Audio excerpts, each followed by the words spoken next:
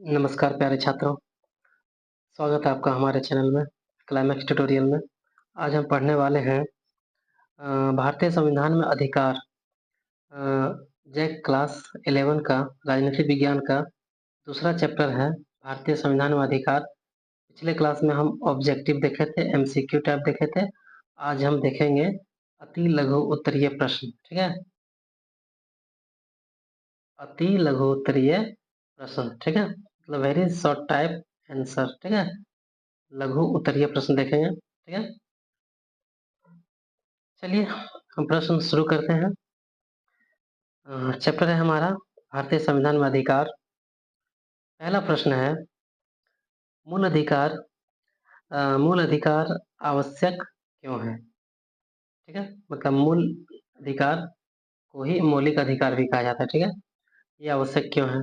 देखिए, नागरिक के संपूर्ण विकास के लिए मूल अधिकार आवश्यक है। इसका आंसर आप लोग ऐसे लिखिएगा, नागरिक के संपूर्ण विकास के लिए मूल अधिकार आवश्यक है। एक लाइन में लिखना है। अति लघु उत्तरीय प्रश्न है। ठीक है, चलिए दूसरा प्रश्न है, मौलिक अधिकार की रक्षा किस अधिकार से होती है? मौलिक अधिकार हम कल बताए थे आपको पिछले क्लास में। मौलिक अधिकार की रक्षा के लिए 5 रिट जारी होती है। तो किस अधिकार से की जाती है इसकी रक्षा? तो मौलिक अधिकारों की रक्षा संवैधानिक उपचार के अधिकार, मतलब वही रिट जो अनुच्छेद 32 में जो इसका वर्णन है उससे की जाती है। संवैधानिक उपचारों के अधिकार से होती है। ये आपको पूरा लाइन इस तरह से लिखना होगा डिटेल। ठीक है, चलिए अगला प्रश्न है, भारतीय संविधान में कौन सा भारतीय संविधान में कौन सा मूल अधिकार को निरस्त कर दिया गया है? निरस्त मतलब खत्म कर दिया गया है। ठीक है, कौन सा अधिकार को? तो इस जानवे करते हैं आप लोग, संपत्ति का जो अधिकार था उसको मूल अधिकार से हटा के कानून का अधिकार कर दिया गया।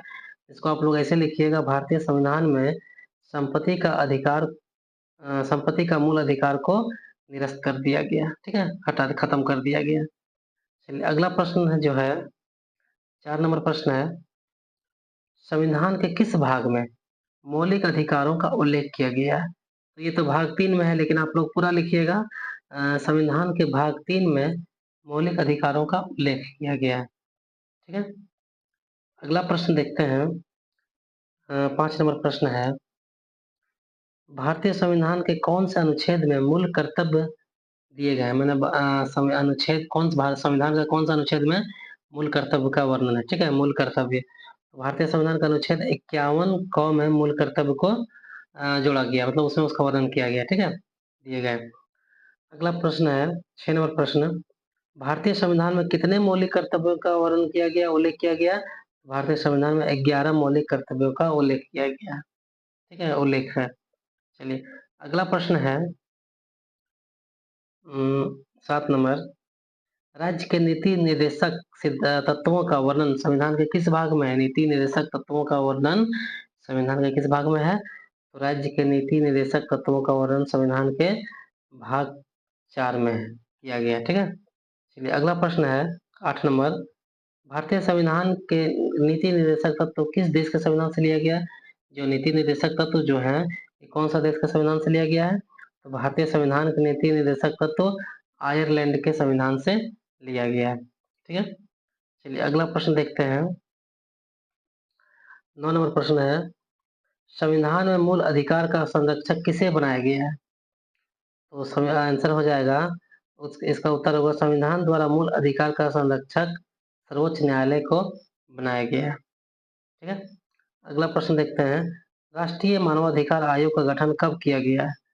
तो राष्ट्रीय मानवाधिकार का आयोग 12 अक्टूबर 1993 को किया गया है। ठीक है, तो ये था अति लघु उत्तरीय प्रश्न का मतलब 10 प्रश्नों का संग्रह था ये।